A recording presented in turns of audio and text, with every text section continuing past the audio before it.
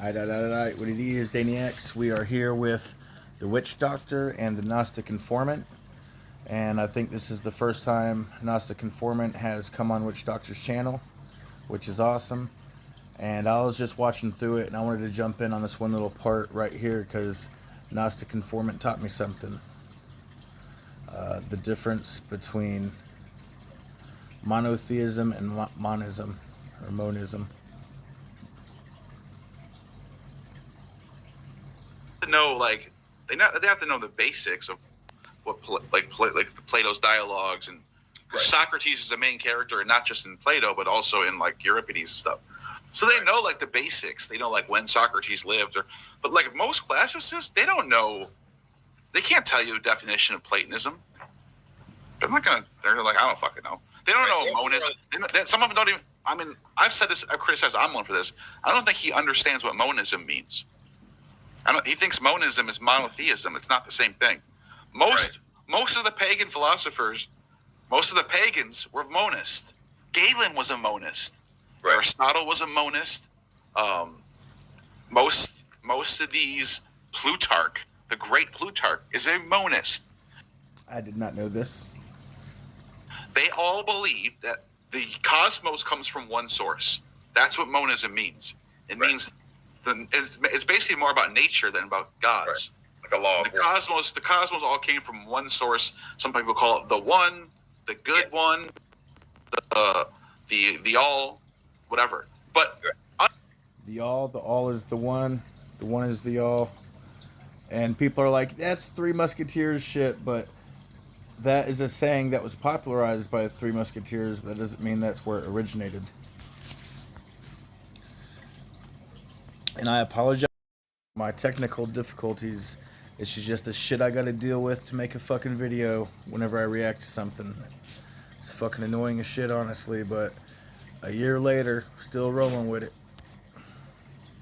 Underneath this one, you have Zeus, you have Aphrodite, you have Saturn, you have the entire layout of Hesiod. So you can still be pagan polytheistic. You can still have nature run its course. You can still have forces opposing each other. You don't have to have a divine being that's in control of everything. Right. Because in most monist worldviews, the one doesn't do anything. It doesn't think, doesn't talk, doesn't care. It's just it's sort of like just a program. The energy. Just the energy force behind everything. Yeah, a program. A program's a good way to say it. Yeah. Right. Yeah, and that's what you feel on Entheogen. It's not that we're, but like. Thank you. That's what I'm saying. Everyone that's done DMT becomes a monist immediately. Yeah, you feel because that. It does something to your. Just the way he said thank you, it's like he's been waiting his whole life to hear someone else say it. It's just like, thank God, someone else finally fucking said it. Of mind, where you kind of feel like we're all a part of some sort of thing. I don't know. It's a very common theme among people who take. I like to say it as all consciousness is an extension of the omni-consciousness, or God. God is living through our lives. And I believe it is the darkness itself, which is the physical mechanism which connects all things. All light begins and ends in the darkness. All life is connected by mycelium. DMT. They experience something. They experience being one with the cosmos. That's monism. Monism isn't a bad thing. So, and by the way, Amon says, I read Aristotle's Pure Reason. Changed me. You want to hear what Aristotle says in Metaphysics? Metaphysics, he says... His Amon impression is on point, bro. You can tell he spent a lot of time with Amon. Ready for this? Hold on. I'll get there. Here it is. Metaphysics contemplates the whole heaven. The one is God. That's one of the passages he says. He cites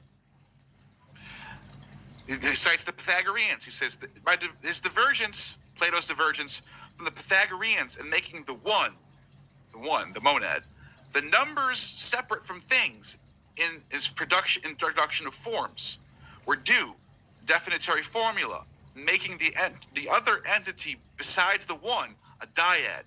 was due to the belief that numbers, except those that were prime, could be neatly produced out of the dyad. By the way, that's Trinitarian stuff right there. And then you get And that's also touching into, once again, how numbers are always supposed to be the most exacting language of the universe, right? Yet, built into the very fabric of numbers is contradiction, as evidenced by Gödel's incompleteness theorems. look at this. He says, if there was one in itself, and this is the first principle, one is being used in a more than one sense, for otherwise theory is impossible. He's basically saying everything has to come from one thing. And he says, what is thought to be easy? And that's what I'm talking about with the fractal singularity omnimatrix. Everything is a fractal of the singularity, infinitely compounded on itself, resulting in the omnimatrix. All things, fucking bullshit, man. In which all things exist at the same time and place simultaneously. That is the singularity. To show that all things are one. For by exposition, all things come from one in itself. I mean, this is a monist right here. Let's make no mistake about it. He's a monist. Everybody was a monist. That monist is monism. So you have monism and then you have dualism. Dualism is like the most unpopular. Hardly anyone was a dualist. There's some like Zoroastrian dualists out there. I say that reminds me. There's like two forces out there. Yeah, but even under monism, like you just mentioned the dyad. Even under monism, it breaks down into a dyad. So the dualism is like incoherent, kind of. I don't know. I'm not a philosopher, so I'm not going to be like act like I know all this stuff. But like basically, my whole point is monism is not monotheism. Monism doesn't mean there's one male god controlling everything. And so you think that he's been talking about that a lot on the show. I haven't been watching the show a lot. Well, then because my conceptualization of monotheism doesn't require a being outside of you. I've been really thinking about this, and maybe omnitheism might be a more accurate term, but or the truest monotheism, but different ways to say it. Lately, because the freaking mods have kicked my channel so much, I'm like, what's the point of watching it now? Look, but he's been talking about that a lot, and so you think he might have a misunderstanding as the. I think he needs to. I don't know. I get what he's saying. He's basically talking about monotheism. That's basically what he's talking about. It's not the same as monism. That's my only criticism. So what he's saying about monotheism, I completely agree with. The idea that there's one male control of everything, that doesn't work. That doesn't make any sense.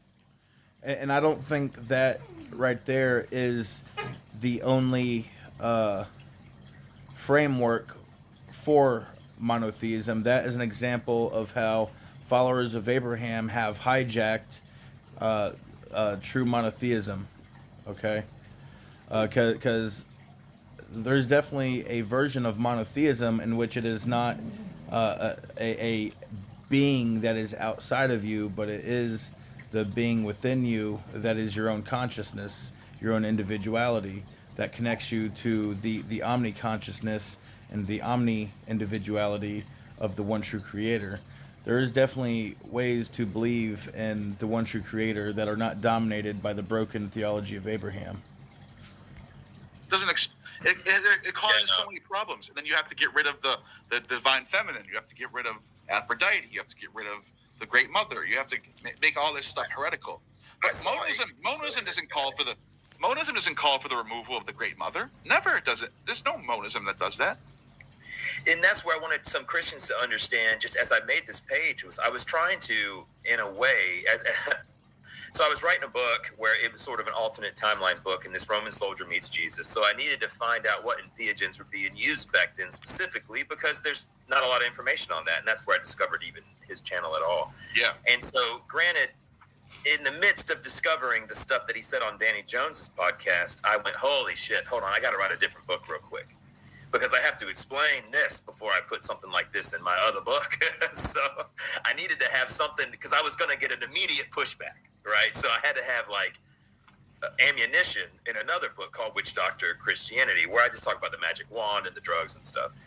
And so obviously the kid stuff is controversial, and but that was kind of how I ran into that. And so I literally made my channel to get the attention of not only yourself and Myth Vision and all the channels that contributed to Witch Doctor Christianity, but also to get Amon's attention, which worked. But I don't ever watch his channel anymore. Me, I just made a channel to leave a record of my path of ascension for my future reincarnation. Is the biggest thing, you know. Just having a record of my ascension is my biggest thing, which is why I don't erase anything off my channel. More because I can't comment in the comments without being my fitness page, and that's just I got this douchebag picture of me backstage at a bodybuilding show when they take the professional photos.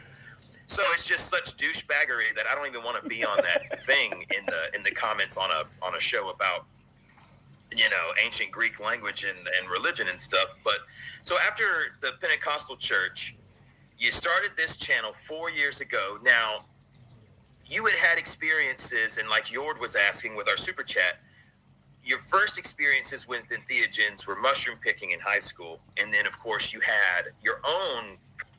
Shit, dude. My first time tripping, my mom brought home acid for me and my brother. I was 14. My brother was 15. He's a year older than me. And then after that, it was a whole bunch of picking shrooms at the local cow fields down in Florida. There was certain fields that were known hot spots. And what we called beans, which was also a street name of ecstasy. And but then they started mixing all kinds of bullshit in there with it. Now you got to get a fucking kit just to even see what the fuck's in it. And ecstasy is supposed to be straight up MDMA, which that's great. And until they start adding all kinds of other bullshit in there. But production of DMT. Did you use that in a pen, or did you make a drink because of the MAOI that you were using? Yeah. But Jord was asking, when was the last you had? Want to hear this? Oh, let me see if you can guess. This is actually funny that you're asking me this right now. All right, Can you guess? All right, I'll Danny X. give you 4 options. Dog's about to go off. A year, plus a year, Thanks for going to dark light. less than a year, less than 6 months,